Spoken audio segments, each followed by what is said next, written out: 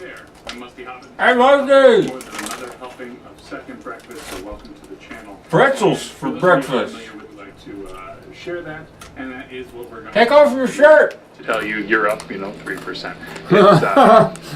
It's fairly basic, but I really like it, and it serves the purposes that I need. Anyways, on to this is Mega Man 5. Oh man, I want that one. Give me that. And at number 1, the most expensive NES game that I have in my possession was another one that I got at the Portland Retro Gaming. I love your hair, man. 16, and with this one I had. I wish I had some. I had a bunch of stuff that I had bought for trade. Metal Storm for the. Metal Storm, man.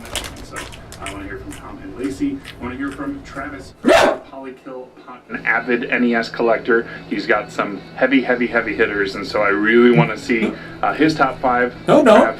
Make it good. I don't have any. And last I want to tag Mike from the Retro. Oh no. Oh no. I gotta go in there.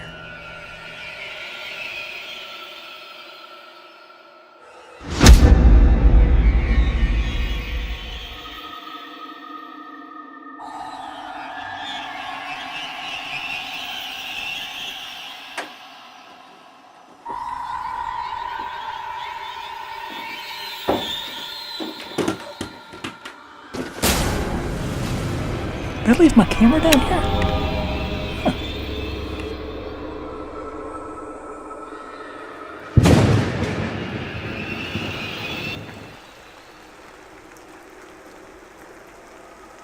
Alright, I'm down here in my haunted game room. Looks like the power's out because of all the lightning, so just gonna try to find the games I'm looking for. I did not alphabetize, that's my bad. Really wished I had have. I'm not gonna be able to find these too easily. I just don't know where I put them all. I don't like being down here. Really. It's kind of creepy out here. And I can't seem to find even the A's to find all these. I got a generator going in the bunker. If we can get back to the bunker without being attacked by whatever haunts this place, we'll be in good shape.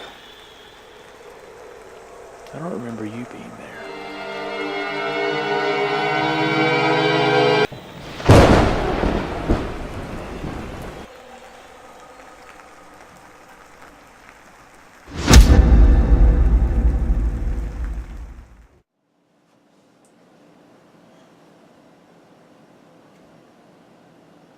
Okay, I think it's safe down here. I went and I found my most expensive games. And I should have been alphabetizing my games. Took a while, but I'm down here in the bunker now. Let's get to it, okay? Number 5 on my list. L'Empereur. It's about being French and mad. Okay, you fight as French folk. There, it's got Napoleon featured right there on the front. I played this for about 4 minutes before I realized I'd probably need a manual to finish playing it for the last 36 hours and 56 minutes. It's a little bit boring, you might say, a strategy game, if you will, for the NES. But I hear they're good if you're into that kind of thing. Maybe one day I'll give one a try. If you're looking at the prices over there, how about that? And even $78. What are the chances? And of course I am using video game price charting and game value now, here, much as the one Musty Hobbit did in his video. And so, yeah, that's number 5 on my list. I just picked this one up within the last couple months. Number 4. Got this game from the same guy. In fact, I got 4 of my 5 games from the same guy in the same store. It pays to have friends who run stores. Color a Dinosaur. Now, have you tried to color a dinosaur in here? Because you've only got 3 colors to do it from, and then a fake 5 or 6 other colors that are just variations of the 3 other colors that you had. really not good at coloring dinosaurs. There were more colors to choose from on the NES. But instead we got this garbage. This could have been kind of fun if they'd tried, but it is not. But it is worth about 83 bucks. And again, I don't remember what I paid for it because I tend to black out after I spend money. But I did get this one for probably a good deal, you could imagine. Next up, Die Hard on the NES. And let me tell you about Die Hard, or my pickup for Die Hard. Die Hard, the game itself, actually pretty fun if you know what you're doing. There's some things you gotta learn. You gotta go up to different floors and fight different dudes and do different stuff. It's not intuitive really. Probably if you had the manual it would be, but I do not. But this pickup is one of my best ones. About 6 years ago. This wasn't the only cool thing I got at this yard sale. In fact, I also picked up an Atari Jaguar, which I'll get to the price in a second. Whole table full of NES games. They said games with Mario in them were $10. Games without Mario in them, only $1. Guess who got Die Hard for $1? Yeah, it was me. Also got an Atari Jaguar for $3. And by the way, what's up with it having an even 100? What is up with that? That's not possible. Is that possible? You can't have an even $100. Come on. Those prices are made up. Next up, Jetsons. Cogswell's Caper. Again, I got this from my buddy who owns a store. Traded in a bunch of extra NES stuff. I traded in like a whole Nintendo, all 3 Marios, you know, a lot of those big hitter doubles that I had of the Nintendo games, and ended up walking straight out of there with this without paying a nickel for it. So this is going for about $150, $160. That's about what, I think it was like $140. I got a bit of a discount on it because it had a blemish, and I want to say it was worth more at the time that I bought it. I want to say it's come down a little bit. So Jetsons, that's a pretty big one. It's one of the Tato games. Potato, who knows-o, but glad to have this one in the collection. Obviously, it's not the most expensive potato game out there, and I might not ever see any of the other ones.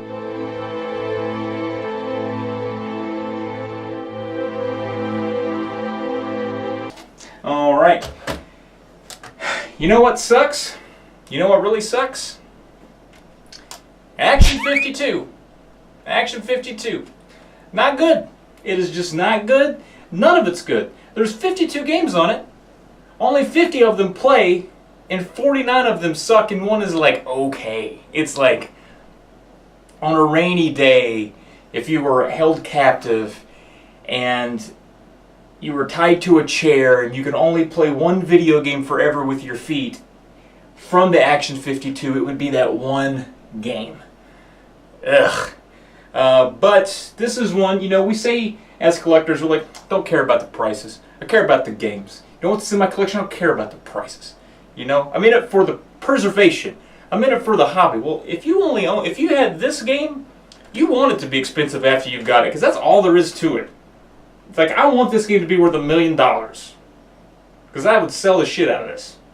But instead, it's actually gone down since I got it. And I did trade some stuff in. I got it down to a comfortable level when I bought it. Like, I was able to swallow it because I knew from the get-go this was going to be a collector's piece. And that's really all it is. It's not fun. It's a novelty. If friends come over and they're like, Trav, you got any games on here that make me throw up into my shoes? I'm like, sure do.